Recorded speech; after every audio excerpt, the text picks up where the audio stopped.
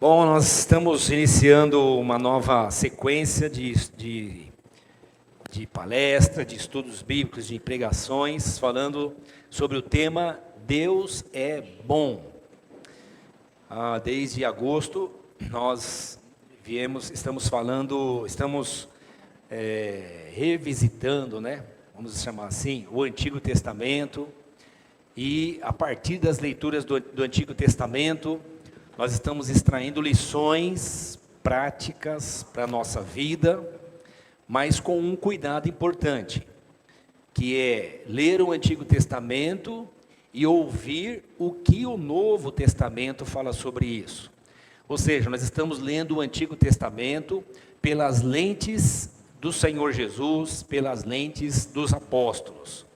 Qual a importância disso? Se o Antigo Testamento, como nos ensina o escritor do livro dos Hebreus, é uma espécie de sombra, é um rascunho, é um esboço do que Deus está comunicando ao homem, e o Novo Testamento não é mais um rascunho, não é mais o esboço, é a obra perfeita. Portanto, em Cristo Jesus, Ele é essa obra perfeita. Então, a comunicação clara e definitiva da vontade de Deus, nós encontramos em Cristo Jesus. Então, sempre que eu leio o Antigo Testamento, eu preciso ler pelas lentes de Cristo, pelas lentes dos apóstolos. O que os apóstolos falaram sobre isso? O que o Senhor Jesus falou sobre isso? Porque isso me dá uma revelação completa. E a outra coisa tão importante nesse sentido, é que isso nos ajuda a deixar de olhar o Antigo Testamento e os ritos do Antigo Testamento, que são próprios do Antigo Testamento, como, por exemplo, o tabernáculo, o altar, o átrio, os pães asme, o candelabro, os ritos do sábado, as festas da cabana, as festas de Pentecoste, enfim. Nós vamos deixando de olhar os ritos e os rituais do Antigo Testamento com um olhar mágico. E passamos a olhar ele como sombra que se torna realidade em Cristo Jesus. E o que eu chamo de olhar mágico? A maneira de ajudar a igreja a entender que hoje, no Brasil, há muitas igrejas, e muitas igrejas usam os rituais, os ritos, os simbolismos do Antigo Testamento para fazer deles um amuleto ou uma amuleta que possa ser vendido nos cultos. Como, por exemplo, a lasca da Arca de Noé, o espeto que sobrou da cruz de Cristo, do coroa de Cristo, ou vocês entenderam, né? Dá para vocês inventar um monte de coisa aí. Mas esses simbolismos, que são só isso, são usados como amuletos. Então, leve aqui sei lá que nome que dá, qualquer coisa do tipo, sabe? A água do Jordão que o Naamã mergulhou. E mergulha lá na sua casa 7 vezes e você vai ser abençoado. Não é isso que as Escrituras ensinam. Jesus não ensina isso. Os apóstolos não ensinam isso. Se estão inventando isso, para a gente não serve. Vamos ficar só com as Escrituras, amém, irmãos? Para que eu quero amuleto se eu tenho Cristo? Eu tenho Cristo, o Deus encarnado. Eu não preciso mais de amuleto. Eu não preciso mais dessas magias, que não deveria ser magia. Estou dizendo que são usados como magias. Essas magias para nada, nem para receber cura, nem milagre, nem graças de Deus, porque eu tenho Cristo. Cristo é suficiente. Então nós estamos falando desde agosto sobre essas visitações, e esse mês estamos falando sobre o tema Deus é bom, baseado no Salmo 37. Vamos abrir as nossas Bíblias, Salmo 37. O Salmo, irmãos, ele é dividido em 3 grandes livros. Eu falei 37, não é 73. Eu não sei de onde eu tirei esse número. É espelhamento, né? Salmo 73. O Salmo 73 é o primeiro salmo do 3º livro. Então, os Salmos, que é uma composição de poemas, de sabedoria, de cantos, de celebrações, ele é dividido em 3 grandes livros. E o 3º livro começa no Salmo 73 e vai até o 150. O Salmo 173 é da família de Asaf, que era um levita, e, portanto, eles faziam textos, poemas, para serem cantados durante o culto, que era uma maneira de fixar, absorver os princípios da palavra de Deus, como nós fazemos aqui. Os louvores que nós cantamos, nós temos o cuidado, junto com a liderança do louvor, de fazer um filtro para ver se a letra está de acordo com a doutrina. Porque os irmãos sabem que tem louvor hoje, irmãos, que é brabo, hein? É brabo. Tem uns louvor hoje que é brabo para ouvir, né? Eu não sei se os demônios saem, mas se a gente estiver perto, a gente sai, porque é feio o negócio, tem uns negócios que é feio. E o Asaf, então, cantava os ensinos e a igreja, então, absorvia. E por que isso é importante para nós? Porque eu vou pregar agora. No final da pregação, vocês vão estar guardado aí na cabeça, talvez 5%, aqueles que prestou muita atenção, 10%, os que são gênio, 15%. E vai esquecendo, se não for pensando, repensando na semana, esquece. Vai esquecendo, fica alguns fragmentos. Mas o louvor não. O louvor você vai para casa, ele fica martelando na sua cabeça. Aí você passa o dia inteiro, está no banheiro, está andando, está correndo, está passeando e aquela mensagem continua. Por isso que nós temos que cantar a doutrina, irmãos. Amém? Então vamos cantar a doutrina como temos feito. E o Asaf fazia isso. E nesse salmo ele está ensinando, ele nos traz algumas lições. Eu vou ler o salmo e nós já vamos conversar sobre isso. Primeiro verso: certamente Deus é bom para Israel, para os puros de coração. Quanto a mim, os meus pés quase tropeçaram, por pouco não escorreguei. Pois tive inveja dos arrogantes, quando vi a prosperidade desses ímpios. Eles não passam por sofrimento, e têm o corpo saudável, forte, tudo bombado. Estão livres dos fardos de todos, não são atingidos por doenças como os outros homens. Por isso, o orgulho lhes serve de colar, e eles se vestem de violência.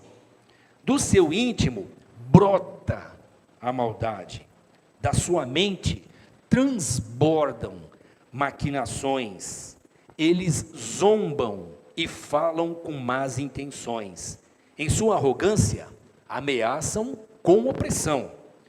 Com a boca arrogam a si os céus, e com a língua apossam-se, ou se apossam da terra. Por isso, o seu povo se volta para eles, e bebe suas palavras até saciar-se. Eles dizem: como saberá Deus? Terá conhecimento o Altíssimo? Assim são os ímpios, sempre despreocupados, aumentam a sua riqueza. Certamente me foi inútil manter o coração puro coração e lavar as mãos na inocência, pois o dia inteiro sou afligido e todas as manhãs sou castigado. Se eu tivesse dito, falarei como eles, teria traído os teus filhos. Quando tentei entender tudo isso, achei muito difícil para mim. Até que entrei no santuário de Deus, e então compreendi o destino dos ímpios. Certamente os põe em terreno escorregadio, e os fazes cair na ruína. Como são destruídos de repente, completamente tomados de pavor. São como um sonho, que se vai quando acordamos. Quando te levantares, Senhor, tu os farás desaparecer. Quando o meu coração estava amargurado e no íntimo eu sentia inveja, agi como insensato e ignorante. Minha atitude para contigo era de um animal irracional. Contudo, sempre estou contigo. Tomas a minha mão direita e me sustens. Tu me diriges com teu conselho e depois me receberás com honras. A quem tenho nos céus, senão a ti, e na terra, nada mais desejo, além de estar junto a ti. O meu corpo e o meu coração poderão fraquejar, mas Deus é a força do meu coração e a minha herança para sempre. Os que te abandonam, sem dúvida, perecerão. Tu destrói os infiéis, mas para mim, bom é estar perto de Deus. Fiz o soberano Senhor o meu refúgio, proclamarei todos os seus feitos. Podia encerrar e a gente ir embora, né, gente? Se vocês falassem amém, eu ia ficar sem graça agora.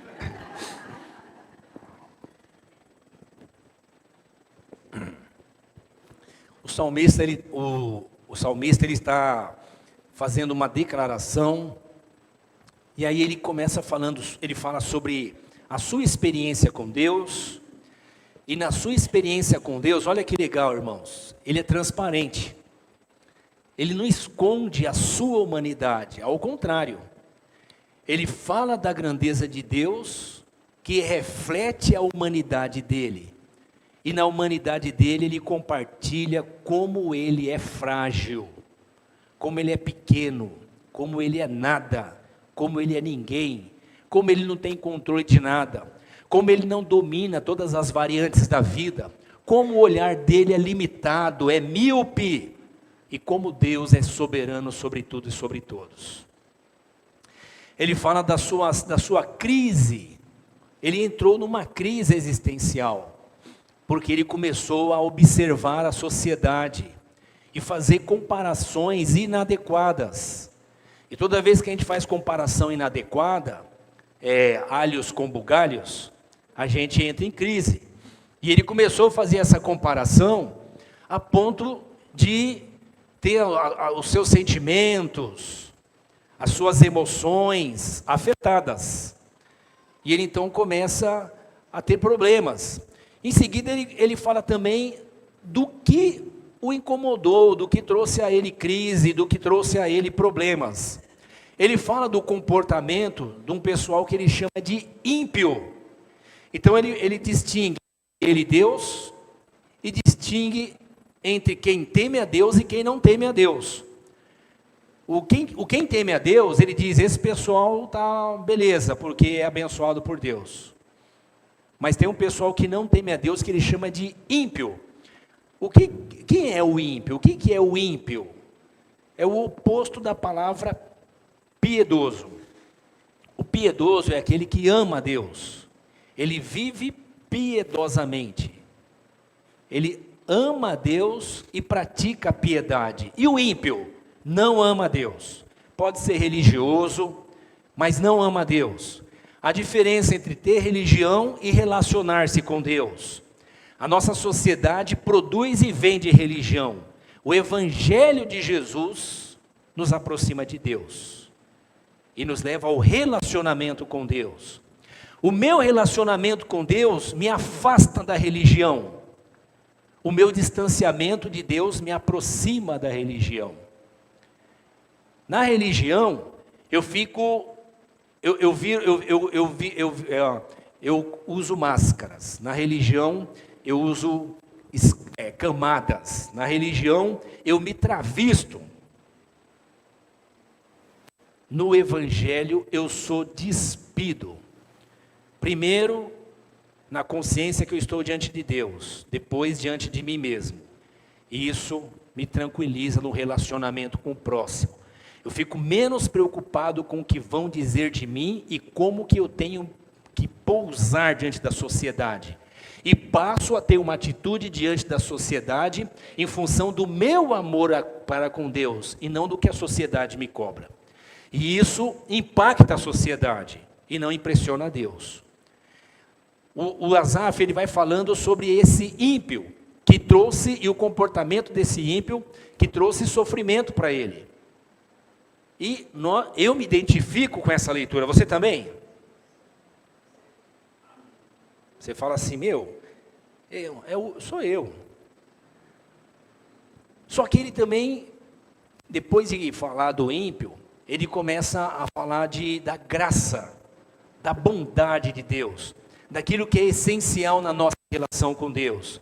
E finalmente, ele diz, o impacto que eu tive nessa experiência faz de mim um proclamador do Deus que eu conheço. Olha que interessante, o judaísmo não é uma religião, até hoje, não é uma religião voltada para missão. Ela é uma religião voltada para si mesmo, voltada para um povo. E quem tiver interesse, que venha conhecer. O judaísmo não tem a prática de missão. Isso sempre foi assim. Mas mesmo dentro do judaísmo, e eu vou usar esse termo judaísmo só para aproximar a nossa compreensão nos dias de hoje, não era esse nome que havia naquela época. A religião de Israel não tinha esse nome judaísmo, isso é uma coisa moderna.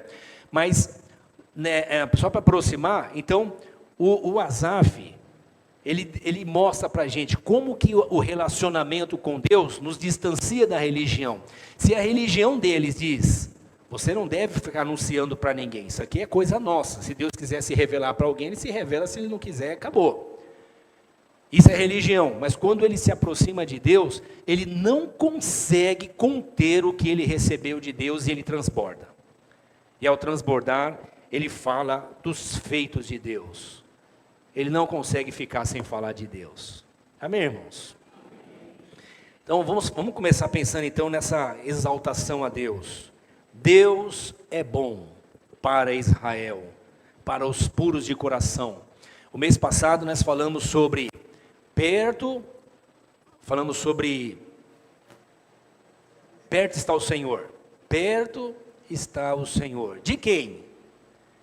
Dos que vivem diante dele com integridade, sem máscaras, despidos da religião.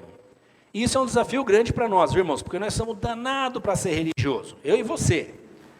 A gente tem um DNA de religião, a gente gosta de religião, de prática religiosa, de ritual. O que eu tenho que fazer? Qual sacrifício? Onde que eu pago? Eu quero pagar a conta, onde que é? Não que a gente tem dinheiro para pagar, mas Deus, só me fala o que eu tenho que fazer para eu receber, não é assim, irmão? É para subir escada, é para rolar, descer rolando, só me fala que eu faço. O evangelho é graça, e na graça eu não tenho que fazer, porque quem tinha que fazer, já fez na cruz. Para crer nisso, tem que ter muita fé. Certo ou não? E ele então fala, Deus é bom para com Israel. Ele é bom para os que são íntegros. Olha que interessante. Eu olho para Jesus e vejo Jesus numa cena que eu sempre volto nela, porque eu acho simplesmente extraordinária. O pessoal pega uma mulher no ato de prostituição, só trazem a mulher, talvez ela estava se prostituindo sozinha, né? Pode ser, né? Porque só trouxeram a mulher, onde estava o homem, né? Mas trouxeram só ela, e jogaram nos pés do Senhor. Aí, Senhor, essa vagabunda, a lei manda matar, e o Senhor? É incrível, né, irmãos? Aquela mulher está absolutamente despida, nua, esperando a condenação, certa de que não tem o que fazer. Deus está próximo dos que andam sem máscaras. Deus está próximo daquele que se reconhece fraco, limitado, dependente, mas ele resiste a quem bate no peito e diz, chá comigo, que eu resolvo. A palavra nos diz, Deus resiste ao soberbo. Resiste você quer arrumar briga com Deus? Seja soberbo. Seja arrogante, bata no peito, que você vai encontrar briga com Deus, porque Deus não tolera arrogância, Deus não tolera a soberba. Mas a gente tem dúvidas sobre isso, certo ou não, pessoal? Temo, porque o Asaf também tinha. A gente fala, mas eu não vi nenhum pescoço voar ainda, porque a gente quer isso, né, irmão? A gente confunde justiça com vingança, a gente quer ver cabeça voando, é ou não é? Quem é arrogante aqui, levanta a mão. Você acha? Imagina. Certamente Deus é bom para Israel, para os puros de coração. Puro aqui não é o pudico, não é o que fica assim. Puro é o íntegro, é o que está despido, é o que anda sem máscara. Puro é o cara que está na cruz e fala, eu estou aqui por isso. Eu sou mesmo um salafrário, pecador, bandido, ladrão. Mas esse justo, o que ele fez para estar aqui? Se tiver reino, lembra de mim?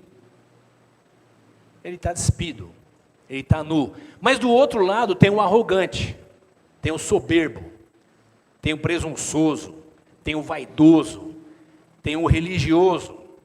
E não pense que religião é só aquele que tem um templo. A ciência hoje é uma religião para muita gente. Os saberes é uma religião para muita gente. A filosofia é uma religião para muita gente. É tudo aquilo que para nós é suficiente para nos dar resposta à vida e ser a nossa salvação em alguma medida. Inclusive, supervalorizando a mim mesmo, como o humanismo faz. Se torna uma religião. O religioso do outro lado diz, se o Senhor é Deus, salva-se a si mesmo. Você não está dizendo que você é o Deus? Então sai da cruz, e salva você mesmo e salva a gente. Jesus responde para ele, irmãos, não, por quê? Porque ele já está condenado. Mas Jesus responde para o íntegro, porque está nu, não é certinho, não é bonzinho, mas ele está nu diante de Deus. Esse lugar aqui, irmãos, que a gente chama de espaço de culto, não é um lugar para gente santinha, bonzinha que se acha. É um lugar para a gente exercitar isso, tirar as máscaras, viver junto, se enxergando e enxergando o outro. Isso nos faz uma comunidade de amigos, que convive e se entende. Bom é Deus para com Israel, Deus é bom para com os puros do coração. Ore ao Senhor, vamos orar? Ore ao Senhor nesse momento. Senhor, me ajuda a me despir das máscaras. Ajuda a largar essa maldita religião que ficou impregnada em mim desde criança. Senhor, me ajuda a parar de achar que se eu fizer sacrifícios, o Senhor vai me dar. Me ajuda, Senhor, na minha incredulidade, a crer na sua graça. Faz isso, Senhor, em nós, para a glória do teu nome. Ajuda-nos, Senhor, a não sucumbirmos diante da pressão da sociedade, que quer nos propor um modelo de crente, de fiel, de como nós devemos viver. Senhor, nos ajude a resistir a isso. Nós não precisamos disso, Senhor. Nos ajude a nos despirmos, ó Deus, dia a dia, das máscaras que a sociedade nos dá, e que nós muitas vezes gostamos dela. Nos ajude, Senhor, a não estarmos mascarados diante de Ti, porque o Senhor é bom, e nós queremos experimentar essa bondade. Nós pedimos isso para a Tua glória, em nome de Jesus. Quanto a mim, os meus pés quase tropeçaram, por pouco não escorreguei, pois tive inveja dos arrogantes, quando vi a prosperidade desses ímpios. Ter inveja de quem prospera fazendo o que é injusto. Ter inveja do que prospera, e prosperidade aqui não é só dinheiro, viu? Já no Antigo Testamento, a mentalidade não era tão pobre e mesquinha como é a dos religiosos de hoje, que acha que prosperidade é só ter carro bonito, casa bonita e dinheiro. Já naquela época, então, nós estamos falando da pré-história, né? Nesse sentido, a gente está bastante atrasado, né? Algumas religiões, algumas pregações, algumas denominações, mas a prosperidade é esse desfrutar das muitas dimensões da vida. Então ele fala assim: quanto a mim, eu quase tropecei, pois tive inveja dos arrogantes quando vi a prosperidade desses ímpios. E aí ele começa a fazer um relato. O texto dos Salmos, como eu falei para os irmãos, é um texto poético. Então, ele usa uma série de figuras de linguagem, uma série de linguagens, inclusive de exagero. Se ele não usar o exagero, ele não alcança o objetivo dele para despertar a atenção de quem está recebendo o salmo. Então ele usa o exagero, e quando eu leio com você isso, eu preciso perceber esse exagero. A gente tira o exagero e ainda assim o centro da mensagem dele continua intacto, porque nós lidamos com isso. Ele diz assim: eles não passam por sofrimento. Você acha que alguém na terra não passa por sofrimento? Ou qualquer pessoa na terra passa por sofrimento. Qualquer ser humano passa por sofrimento. Mas ele está fazendo um exagero. Eles não passam por sofrimento. Então ele não está falando só usando a razão. Ele está dando para a gente um tom de emoção.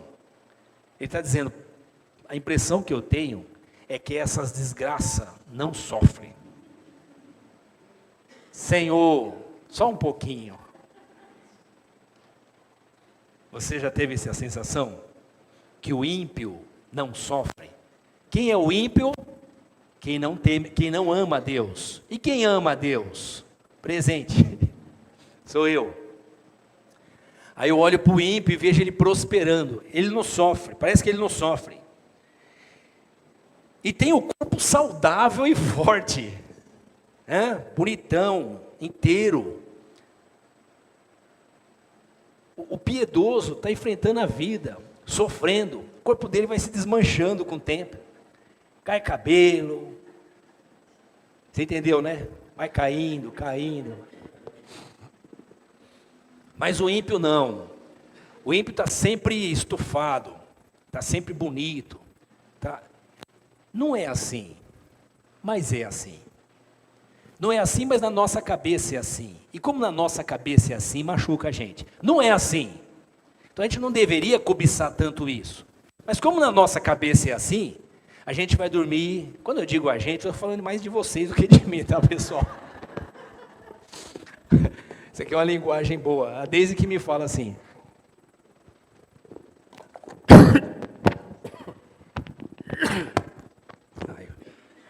Vou falar mal dela?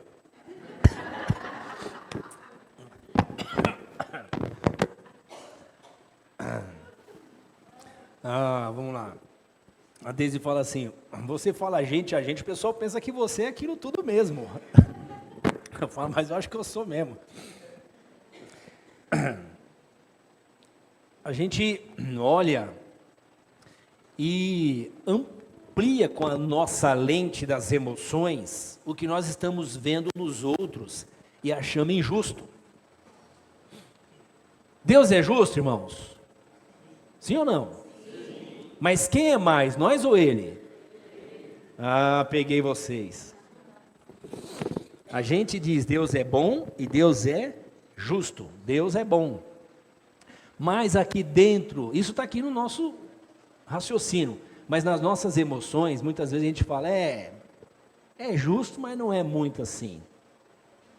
Porque olha o ímpio, bonito, sempre prosperando, com saúde. Fico a pensar. Poxa, já mudei o salmo. Por isso o orgulho lhes serve de colar, e eles se vestem de violência. O orgulho deles, estão sempre bem, estão sempre bonitos, então eles ficam vaidosos e violentos.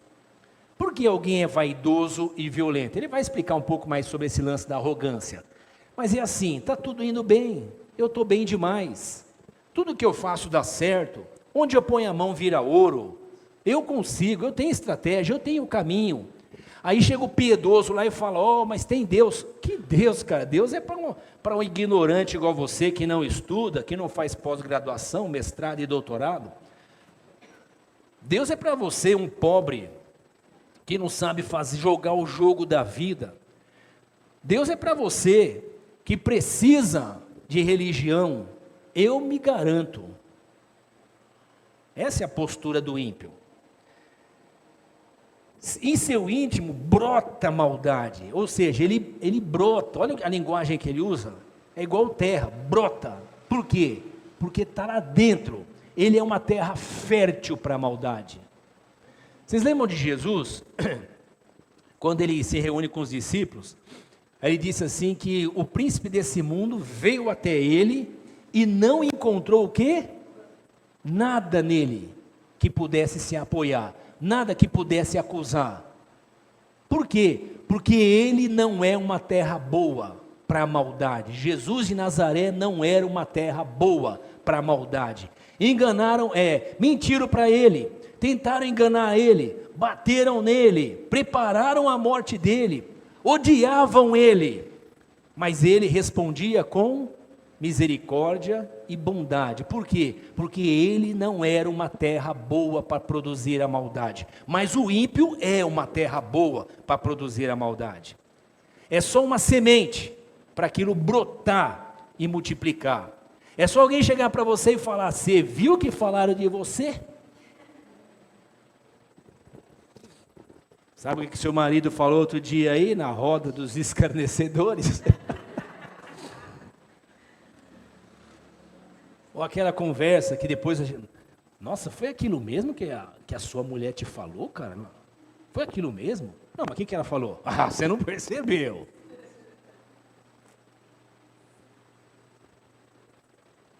Que terra eu e você somos?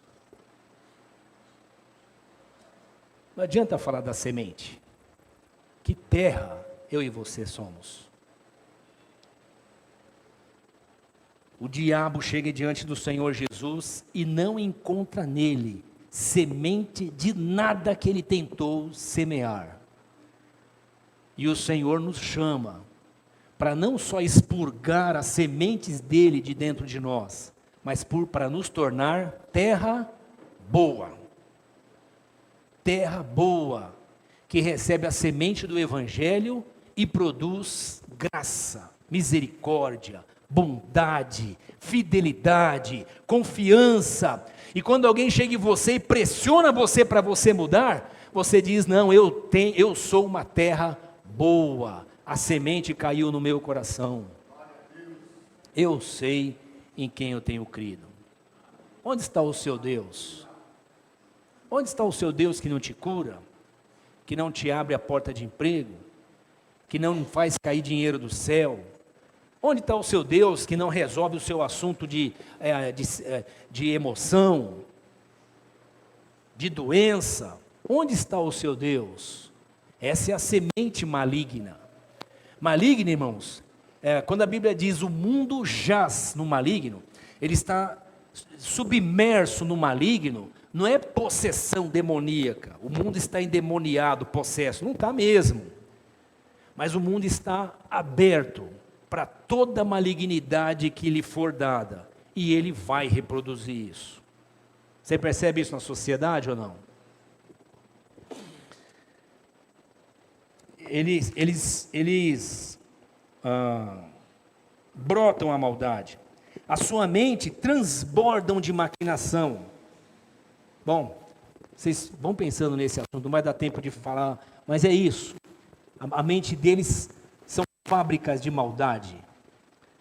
Imagina, irmãos, eu e você, se nós não estivermos seguros em Cristo Jesus, em paz eu deitarei e dormirei, porque só Tu, Senhor, me fazes habitar em segurança.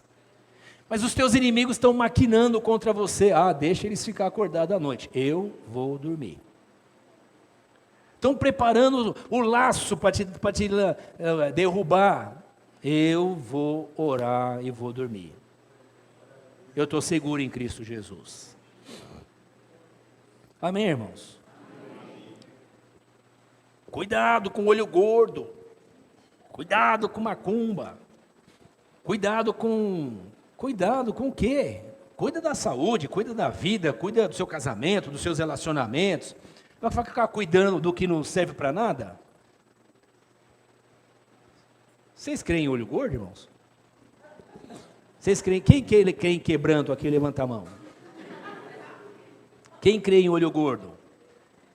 Quem crê em palavra de maldição?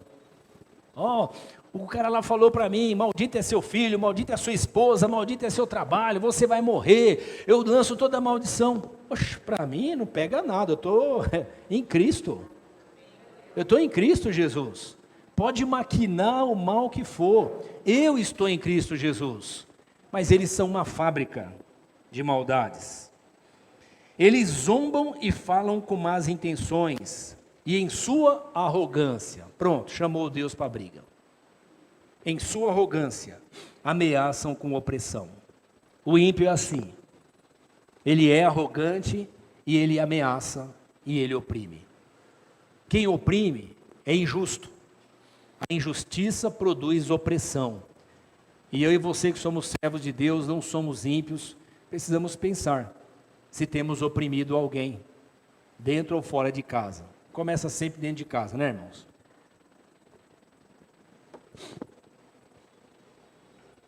Com a boca arrogam a si os céus, e com a língua se apossam da terra. É assim. Eles mandam no céu e mandam na terra. Eles se sentem sobre tudo e sobre todos. Por isso o seu povo se volta para eles e bebe suas palavras até saciar-se. Então é alguém que está falando, vivendo e fazendo a proclamação do que ele crê, do que ele acredita. Ele é uma espécie de influencer. Sabe o influencer de hoje? Ele é como é que é o nome que dá? O cara do YouTube. YouTuber, é isso, pronto. Ele é o YouTuber. Ele é ele tem poder, ele tem influência. E todo mundo quer seguir ele, todo mundo quer ouvir ele. Porque não importa quão imoral, quão injusto, quão violento, quão sanguinário ele alcança os seus resultados. Isso serve para tudo, inclusive política. Por isso seu povo se volta para eles e bebe suas palavras até saciar-se. E eles dizem: como saberá Deus? Terá conhecimento disso o Altíssimo? Quem se garante não tem medo de Deus? Tem, irmãos? Quem se garante tem medo de Deus? Não. Quem tem muito dinheiro precisa de Deus?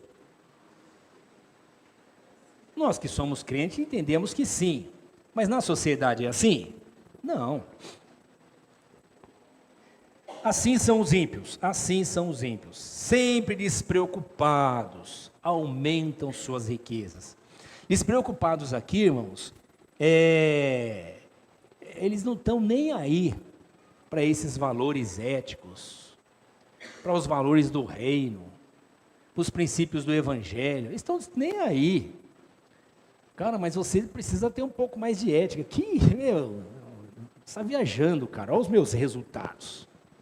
Os meus resultados falam por si só. Não é assim, irmãos? Você já teve inveja do ímpio? Só nós dois aqui, ninguém. Já ou não? Eu, o servo teu, tendo que me rebaixar para um ímpio desse aí, servir um ímpio desse. Onde está a minha glória, Senhor? Calma, está comparando coisas erradas. Nós estamos no mundo onde Deus governa. Nós estamos no mundo onde o Satanás governa, o diabo governa. E nesse mundo há consciências, onde nelas Deus governa. E elas são chamadas de luz para fazer diferença nesse mundo onde quem governa é o diabo. Ele não é o dono, ele é o usurpador, mas é ele que está governando. Isso é até ali, até Jesus trazer o seu reino definitivamente sobre tudo e todos. Amém, irmãos? Quando a gente olha para tudo isso, você fala, 20 anos servindo a Deus, escola bíblica dominical, campanha de oração. Hoje, irmão, hoje eu não vou mais no monte, porque eu prefiro orar em casa. Ou orar na quinta-feira aqui com os irmãos. E quem quiser ir, pode ir, a experiência é muito gostosa.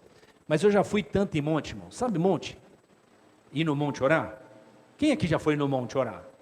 Olha, um monte de crente aqui. Ia no monte, de dia, de madrugada, de noite. E que, meu, aí você fala, Deus, quantas vezes no monte? Aí tem uma história que o Clebinho falou para mim que eu não posso contar para vocês. As histórias dele, você sabe, né? Tudo sempre cabeludo. Aí ele falou assim, que ele estava lá no monte e o cara falou assim, meu, nós aqui ralando. Entenderam, né? Nós aqui ralando. Depois tem que cobrar mesmo. Porque nós estamos pagando preço.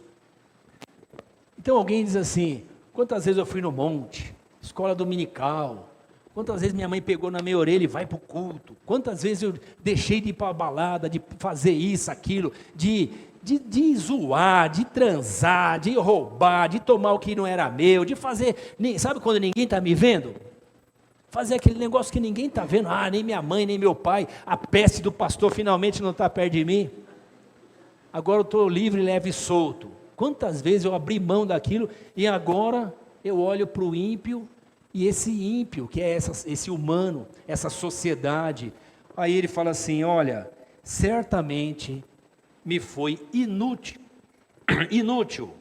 manter puro o coração e lavar as mãos na inocência. Ele está dizendo, cansei de ser bobo, cansei de ser bonzinho, cansei de querer fazer só o certo. Cansei desse negócio de ouvir a palavra, não sai disso, é a palavra, e dinheiro que é bom no bolso não chega. Palavra, e coisa e coração que eu preciso, sentimento, emoção, afeto, cura de alguma enfermidade.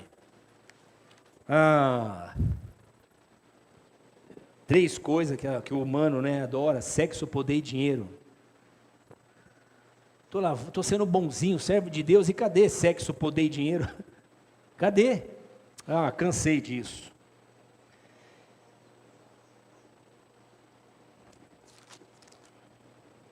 Foi inútil manter o coração puro e lavar as mãos na inocência. E aí ele começa a falar dele. Ele está, de novo, né, irmãos, fazendo esse exagero, mas ele está compartilhando com a gente a dor do coração dele. Você já passou isso na sua cabeça alguma vez? Você quer saber?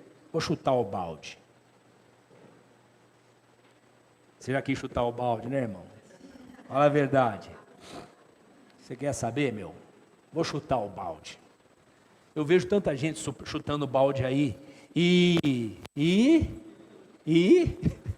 Volta. O Asaf começa dizendo assim: Deus é bom para com Israel, para os puros de coração. Quanto a mim, quase eu chutei o balde e escorreguei. Quase. Ele diz assim: o dia inteiro sou afligido e todas as manhãs sou castigado. Castigado com o que, irmãos? Com o olhinho dele. Lembra aquela musiquinha das crianças? Cuidado, o olhinho, o que vê, né? Aí você fica olhando, se comparando, você ora: Senhor, obrigado por esse dia maravilhoso, pela saúde, pelo seu cuidado. Aí você entra no carro e... Caramba, já vai começar, meu? Você sabe do que eu estou falando ou não? Senhor, obrigado pela saúde que o Senhor me deu. Aí você fala: adianta ter saúde, não tem emprego, vou morrer, vou ficar doente já, porque eu não consigo pagar as contas, a cabeça já está fervendo. É isso, é esse olhar de comparação. Nós vamos comparando coisas diferentes, e isso vai minando a gente. Certamente me foi inútil manter o coração puro e lavar as mãos na inocência. O dia inteiro sou afligido e todas as manhãs sou castigado. Se eu tivesse dito, falarei como eles, teria traído seus filhos. Ele começa a dizer: olha, é isso que eu estou passando, mas eu tenho alguma coisa dentro de mim que não deixa eu falar a mesma coisa. Eu não vou ensinar o que eles ensinam. Eu não posso fazer isso, porque eu vou estar traindo os teus filhos. Aí começa a aparecer de novo.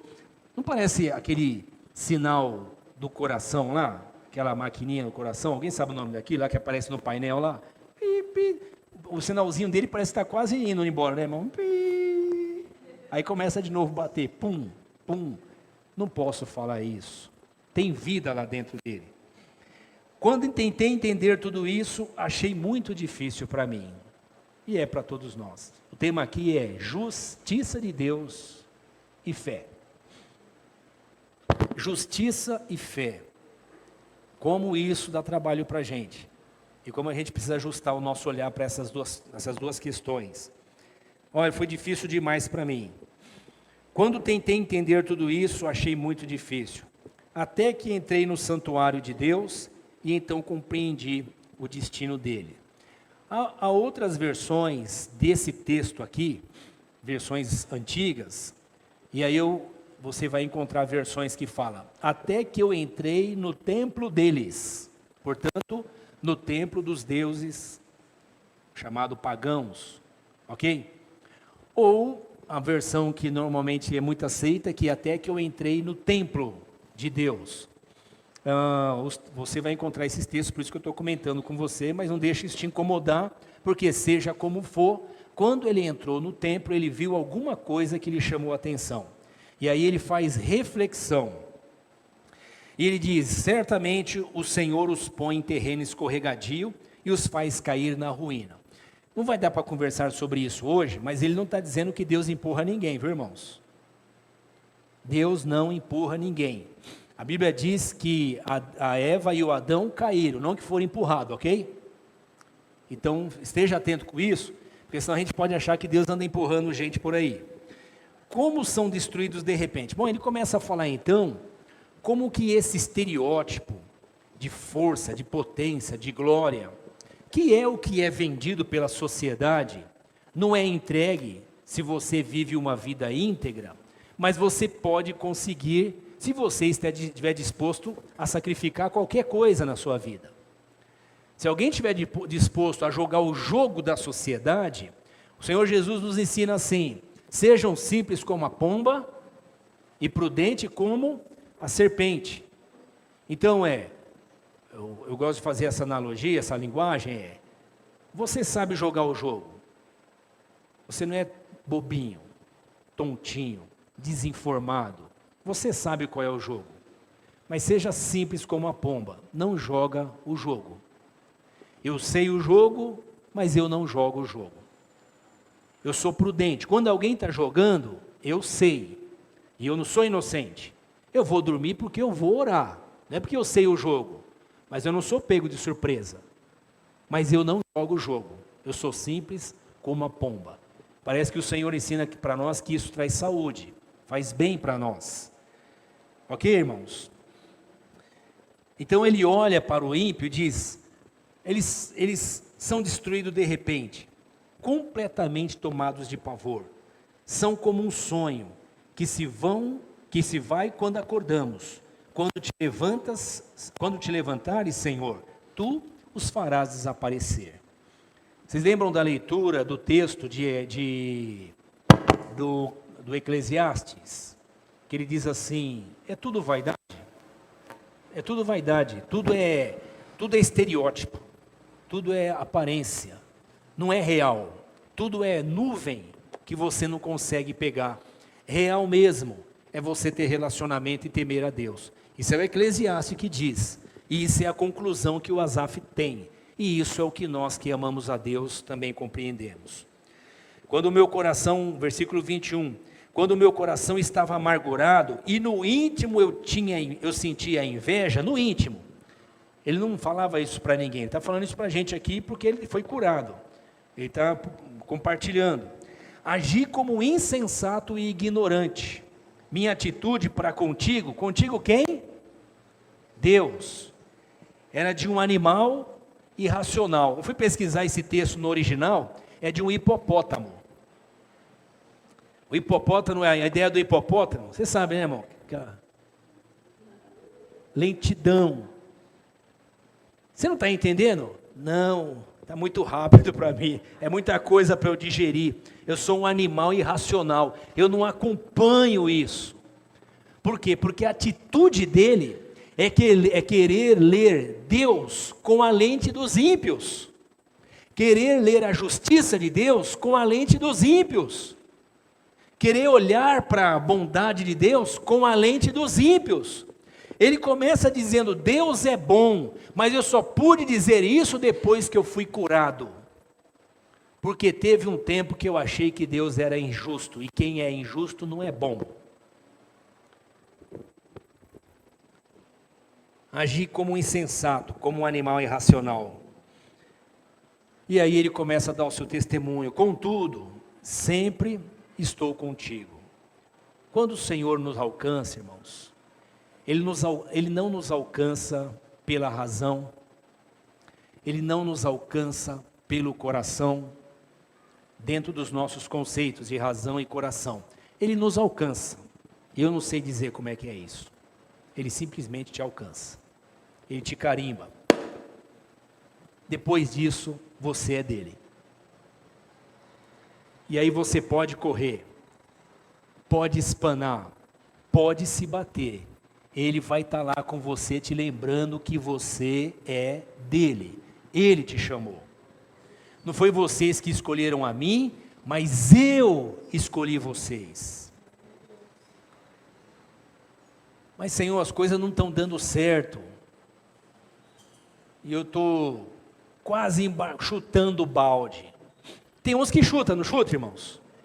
Você já viu o balde voando por aí? Às vezes o pastor corre para pegar os baldes, né? Para tentar ajudar no aconselhamento. Já foi, já chutou. Vocês lembram do Jonas, irmãos? Profeta fujão, né, Divone? A gente estudou esse texto esses dias lá na reunião de sexta-feira. Sexta-feira, toda sexta-feira a gente tem um pequeno grupo no Zoom e é transmitido pelo Facebook. E nós acabamos de estudar o Jonas, o profeta fujão. Fugiu. Aí Deus manda um peixe visitar ele, um diácono. Vai lá visitar o Jonas. E ele não pega o Jonas no colo e traz para a praia como uma sereia. O Jonas passa uma situação perturbadora, angustiante, de quase morte. Aí ele fala, Senhor, eu queria morrer, mas não é que eu queria morrer, é que eu estou revoltado com a vida. Deixa eu viver. Nós somos marcados pelo Senhor, irmãos. Quando o Senhor te chama, não foi você que escolheu Ele que te escolheu, e Ele te escolheu para você ir e dar fruto, e fruto que permanece.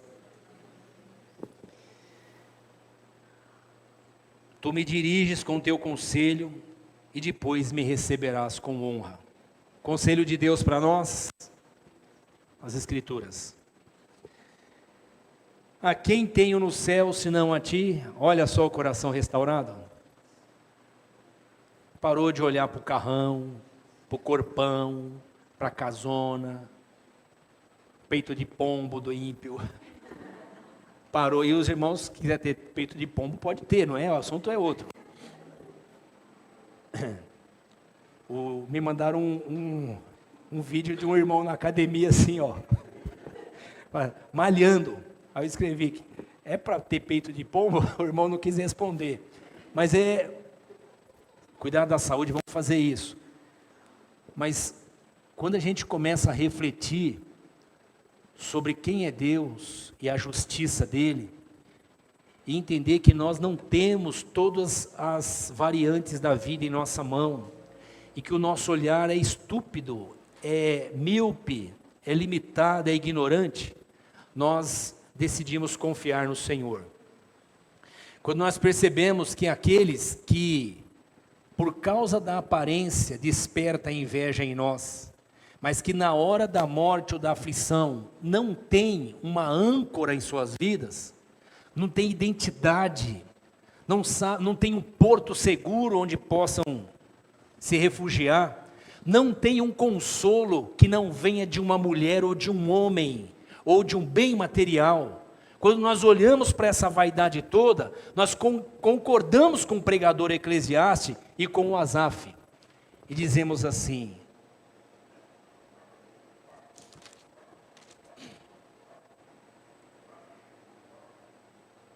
a quem tenho no céu, senão a ti? E na terra, nada mais desejo, além de estar junto a ti. Ele para de cobiçar a materialidade da vida e começa de novo a desfrutar da vida que há em Deus. Quando você começa a sentir prazer em Deus, ter desejo de Deus, é porque realmente Ele está impregnando e convencendo eu e você de que Ele é bom. Deus é bom, mesmo quando não nos dá o que nós queremos.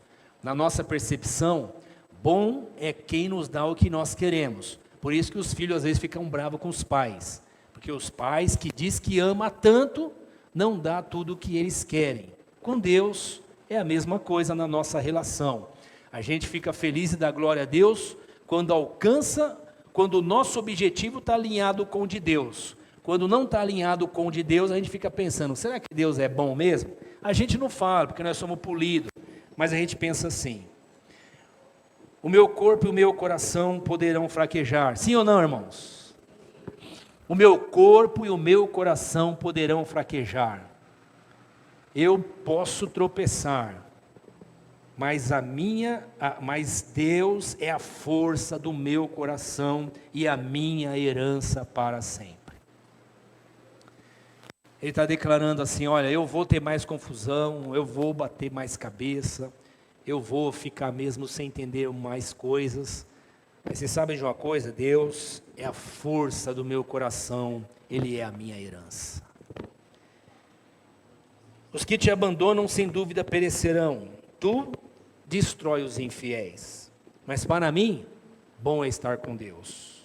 Vamos dizer juntos? Para mim, bom é estar com Deus. E às vezes estar com Deus é estar na cova dos leões, é estar no deserto, é estar no hospital. Vocês entenderam? Fiz do Senhor soberano o meu refúgio, proclamarei todos os seus feitos. O cristão, ele não fala de Deus porque ele tem que alcançar metas. Ele tem que trazer gente para a igreja dele, gente para a religião dele. Ele tem que convencer os outros. Ele fala de Deus porque ele ama a Deus. Ele compartilha Deus porque ele ama a Deus. Ele não consegue ficar sem falar de Deus porque ele ama a Deus. Ele está no hospital e eu lembro agora recentemente o nosso irmão Erasmo no hospital. Eu chegava lá, ele estava sempre num quarto ou no outro visitando alguém, falando de Deus para alguém, orando por alguém. E alguém pode dizer, mas você está doente, o que você vem falar de Deus para mim? Mas não tem a ver com isso, com eu não estou falando de mim, estou falando de Deus. A gente transborda Deus quando nós estamos cheios de Deus. O Asaf passou crises como eu e você passamos, mas o Asaf foi curado, como o Senhor quer curar a mim e a você, e nos dar saúde, para a gente dizer com boca cheia, Deus é bom. Não porque a gente decorou isso, mas porque a gente experimenta isso. Deus é bom. Deus é bom, irmãos? Você é que sabe, eu é que sei. Talvez você esteja ainda nesse momento do Asaf, dizendo, Deus é bom, mas tem muita injustiça na minha vida. Tem muita injustiça acontecendo comigo. Eu ainda estou em crise. Eu ainda estou nessa crise existencial. Eu ainda estou angustiado. Eu ainda estou invejando aqueles que têm o que eu gostaria de ter, ou que eu desejaria que eles não tivessem, porque eu não tenho. Eu ainda estou nessa fase.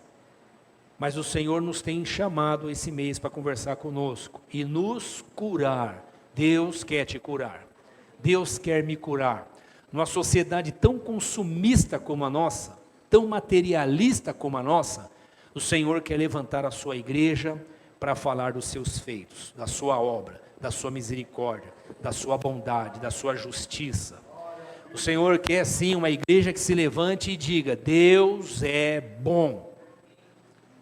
Mas com tsunami, mas com guerra na Ucrânia, mas com problema na Rússia, e aí se desenhando um panorama de guerra que vai se expandindo, Deus é bom.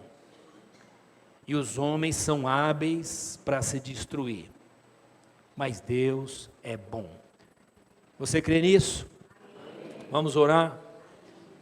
Deus cuida de nós, Deus nos sustenta, Deus nos guarda. O Senhor está conosco, o Senhor dos exércitos está conosco, o Deus de Jacó é o nosso refúgio. Bom é contar o testemunho, desafiador é passar a tribulação, mas o Senhor é bom. Pense sobre isso essa semana, leve esse salmo para sua casa, medite nele, repasse um pouco do que nós conversamos aqui. Semana que vem eu vou conversar mais um pouco com vocês sobre isso, mas pense sobre isso. Eu quero orar com você. Se o Senhor falou com você, se em alguma área específica, você que está aqui, nossos irmãos que estão em casa, se o Senhor falou com você especificamente num ponto, feche os seus olhos e fale com Ele agora. Ore ao Senhor, diga para Ele onde está doendo, o que está doendo. Diga para Ele o que está te incomodando. Diga para Ele quanto você está com raiva de ver gente ruim prosperar e você que é gente boa não prospera como você queria. Tire as máscaras, você está diante do seu Pai, do seu amigo, de quem pode visitar o seu coração e a sua mente e te curar. Pai, nós te louvamos, porque o Senhor é bom. Senhor, nós pedimos que o Senhor nos perdoe, porque o nosso olhar para a justiça é tão limitado e tão pequeno. Nos ajude, Senhor, a não confundir o nosso olhar de justiça com o Teu, e não achar que o Senhor pensa como nós, que o Senhor age como nós, que o Senhor é um de nós.